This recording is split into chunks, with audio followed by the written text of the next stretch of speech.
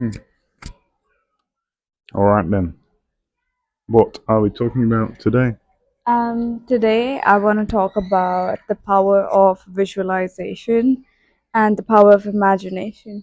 Exactly. So, kind of exploration into these aspects of our mind, or aspect to create realities in our mind's eye, in our heads, and the power of such imaginations in being able to direct reality, create the kind of realities that we wish to experience.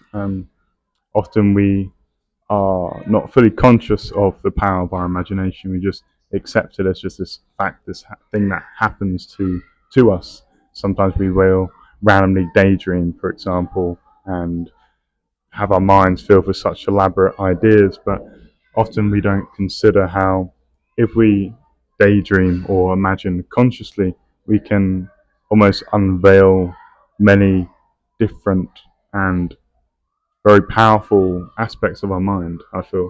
Yes, and I feel like a lot of people underestimate the power of creating your own reality.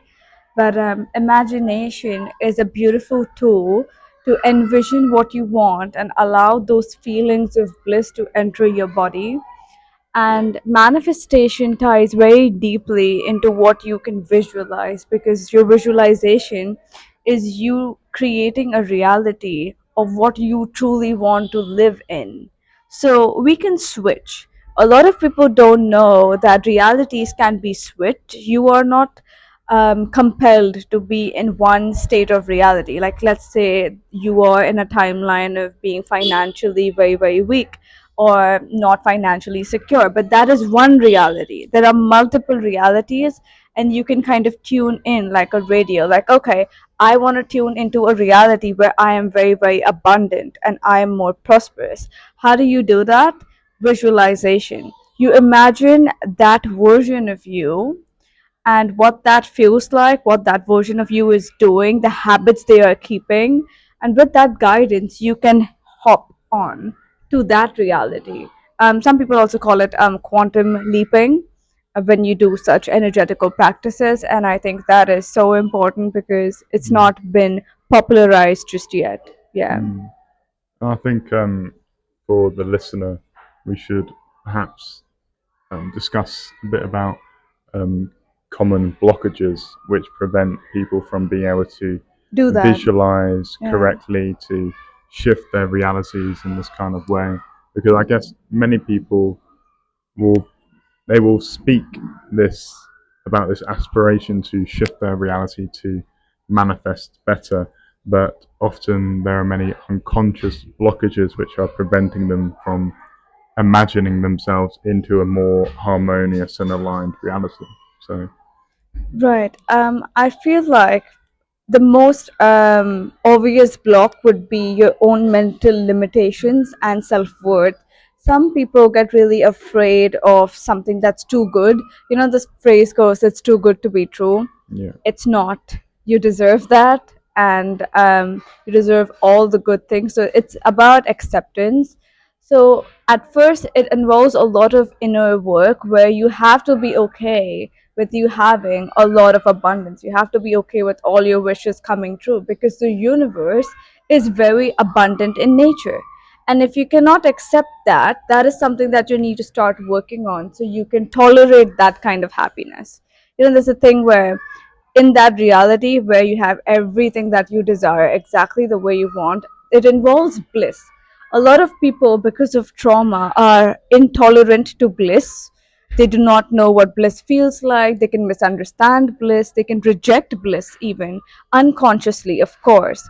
So, our job is always to bring awareness to these aspects and to tell ourselves, like, hey, we deserve that because we are abundant and we deserve to live in that frequency. There is nothing wrong with being perfectly abundant and prosperous and having things that you want. So I feel like that's one way. And the second part, I feel that a block that people might experience, and that is imagination, because certain people don't have that faculty in process as adults. as adults, we've blocked out imagination quite a bit. So meditation can act, I say this every single time in all of the videos, but meditation can act as a wonderful gateway to close your eyes and open your third eye. Only when you close your eyes you are able to imagine, because when your eyes are open you are not imagining, you are watching a reality that is already created. You have to go into creator mode, where to create one must shut oneself off from everything that is already here, go away into your own bubble, sit, close your eyes, and feel everything that feels good for you. Create a reality where you feel good. That is very possible. It's a choice. Creation is always a choice. Mm. So I feel like people can get more handy with that if you take 10 minutes, 5 minutes out of your day to practice closing your eyes. That itself is a very good starter to imagination. Mm. So I would say I would encourage people to tap more into their dreams and a dream state. Not neglect the waking state, but do not neglect the dream state as well. They both need to be harmonized. Yeah. Yeah. So there are lots of different threads to go down Yeah. there. I think one thing that came to me in particular um, was that for one to imagine and visualize better, they first need to clear the canvas of their consciousness Yes. before, clear their consciousness of all the various limiting beliefs, hidden assumptions, the things that are conditioned into you by whether by your parents, your culture, your early childhood Society. experience, because all these various conditioned beliefs, they are essentially filters upon your reality. They will filter the reality that you perceive as possible. Um, if you believe I am only capable of this thing, or this is the only kind of reality that will happen to me, you will find yourself blindly walking into that reality. Yes. Um, to have that flexibility to shift your reality, you have to have that flexibility In of your your mind mind.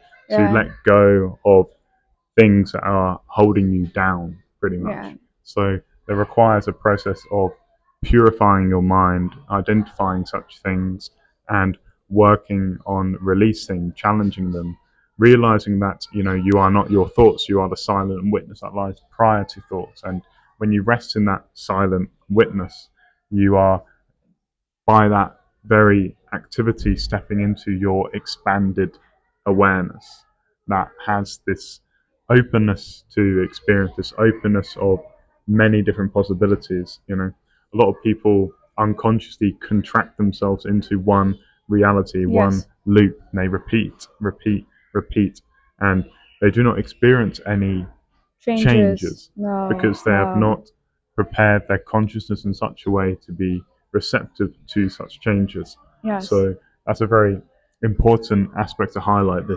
this process of clearing out your conditioning.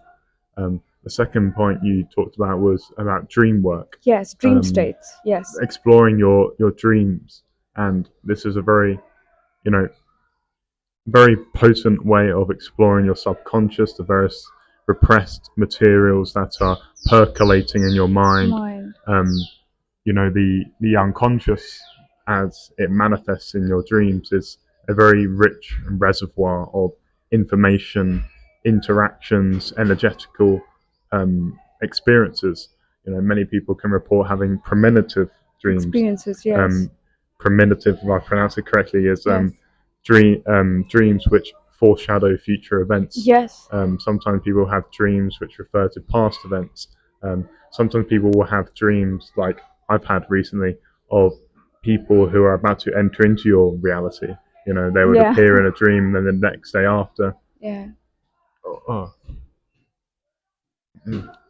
they would uh, they would appear in a dream, and then the next day after they would appear in the waking reality. And these are very mysterious things to contemplate. Um, but the dreams, we don't often acknowledge just how potent and profound and mystical sleep is. Yes. Sleep consciousness. Um, So I guess maybe like one meditative thing people could um, integrate into their experience is meditating, and as soon as they wake up, paying attention to the various things that will sprout up when you're in that sleepy, daydreamy consciousness. Um, People should. I mean, this is a whole thing that many, I think, creatives have sort of done in order to inspire creativity is that they explore that slightly drowsy state State. between wakefulness and sleep, where they're not fully alert, but they're not fully asleep. Asleep either. Um, like something I used to do, which I still do from time to time, is to watch myself as I fall asleep. Watch the experience of going from a alert state of consciousness to a drowsier, more relaxed, um, and more sleep-like state of consciousness, and seeing the various changes that occur in my mind, in my body, and observing the various thoughts, the various recollections, imaginations. It's really a kind of, it's a yogic sleep technique ultimately. Mm. Um, there are many different techniques really. It always boils down to your awareness essentially, and Yes. how you are using and shifting your awareness. Your capacity to observe is all that is required for this. This is something that I want to normalize because a lot of people feel like, oh, we can't do all that stuff. That's all mystical stuff. That's all esoteric stuff. But actually, it is as simple as brushing your teeth. Everybody dreams. For you to tap into the things that we speak of, what is required of you is to be observant of your own nature. Self reflection is a skill that can be developed and it leads to ultimate awareness. And it is very important to inculcate small practices that can lead you to observe more of who you are, what you are inside yourself. That is the aim of what we try to bring forward. And dream work, shifting realities, quantum leaping, and things like that, it's all a part of the process, but we initiate a higher awakening. So that can lead to many branches individually for a lot of people. But yeah, I think that's really good. Yeah. Yeah, I think that's a good place to sort of end off there. Yeah, Plenty for the listener to chew on and definitely. to implement into their own conscious Yeah. experience. Um, all these videos are kind of pointers for you, the listener, to reflect upon, to enact into your awareness, to see the world differently. We can all relate to that feeling of that reading that certain book or listening to that certain person say something which shifts us into a different way of seeing the world and seeing ourselves. That's all we're trying to do here with the alignment, is to provide Guide. Yeah. those nuggets of wisdom that can help shift your awareness into a state of more clarity, more consciousness, and ultimately more bliss. That is the goal here, Yes, ultimately. of But course. on that note, I think we should wave goodbye. Yes, we should. Okay. Bye. Goodbye, everyone.